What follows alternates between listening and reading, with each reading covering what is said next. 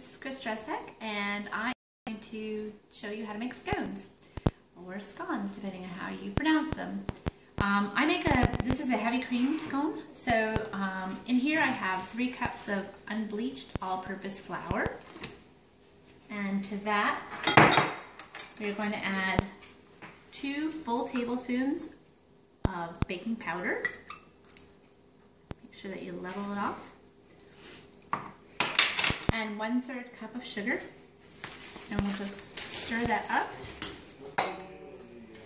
and then we're going to break in 1½ sticks of butter, or 10 ounces. I'm just going to break that up with my hand. Anybody that's watched any of my videos knows that I like to use the 1 bowl method. Less cleanup and makes it a lot easier. So once that is broken up, we're going to add about 1¼ cups of heavy cream. It can be made with buttermilk if you prefer a little bit lighter version. The buttermilk version will be a little bit fluffier, whereas the cream one will be a little bit richer tasting. So I'm just going to move this around, and you're not really trying to knead it per se, you're just trying to incorporate all of this because you still want it to remain light and fluffy. Very similar to the way you make biscuits. In fact, scones are more like a sweet biscuit. And just as it's starting to pull together, we're going to add some dried cranberries, which have been soaking. And you can soak them in just water, or you can soak them in a little bit of orange juice if you like a little orange flavor. And you can add anything to this. You can make white chocolate scones, dark chocolate scones, nut scones, plain scones. Really, they're all really delicious. I'm going to add just a touch more heavy cream. Sometimes when it's dry, when it's cold outside and you have the heat on, it's real dry, you might need to add a little bit more. So you'll know because it should just pull into a ball really nice, a really nice moist ball. And once it does that, I divide it into 2. And each one of these will divide into 6 pieces so that you have 12 total, depending on how big you like your scones. They will expand quite a bit. So you want to make sure that, figure about double the size once they're cut. So I just pull the dough off my hand here. And we'll use your hand to just pat it down a bit. You don't want to take out all of the fluff. And then we're going to go ahead and cut those. And a nice bench knife works well. So we'll cut that in half. And then into 3rds on each side.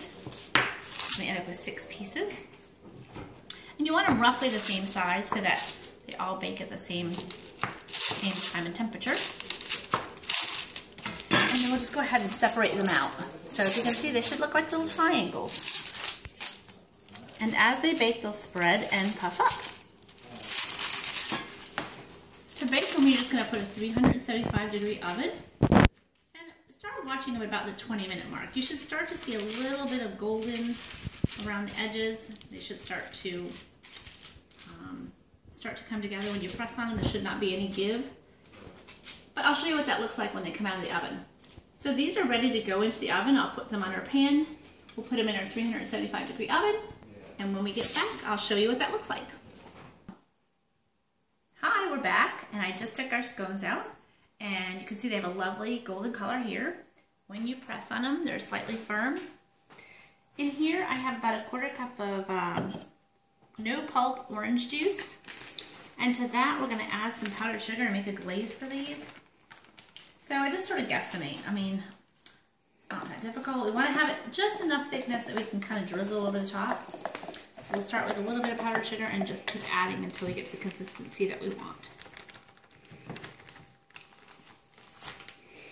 And it does take quite a bit of powdered sugar, but we're not going to put a lot on each one. I find it's easier to do with one that has a handle on it.